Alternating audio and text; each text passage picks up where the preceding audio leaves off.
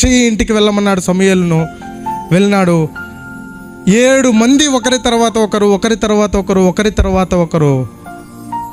ఎవ్వరు వచ్చినా కూడా దేవుడు ఏమి చేయలేదు. సమూయేలు అనుకున్నాడు, మొదటివాడు రాగానే బలాఢ్యుడు, జైంట్ పర్సనాలిటీ, బలాఢ్యుడు, బలవంతుడు, ఇతడే దేవుడు కోరుకొని వాడు అనుకున్నాడు. కానీ దేవుడు చెప్పిన సమాధానం ఏంటో తెలుసా? మనుషుడు పై రూపమును లక్ష్య పెట్టును, యెహోవా దేవుడు పై రూపమును లక్ష్య పెట్టేవాడు కాదు కనుక 7 మందిని కోరుకోలేదు. 8వ వాడు చిన్నవాడే. కానీ దేవుడు ఎవరిని కోరుకున్నాడు తెలుసా?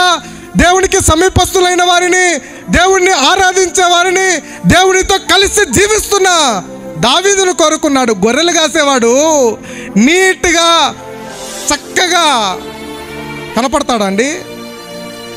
ఇన్షర్ట్ చేసుకొని, షూ వేసుకొని, నెక్టై కట్టుకొని గొర్రెలు కాల్చడానికి పోతారా? కానీ దేవుని దృష్టిలో సమూయేలు చూసినప్పుడు సమూయేలుకు దావీదు ఎట్లా కనపడినాడు తెలుసా? సుందరుడుగా కనపడినాడు.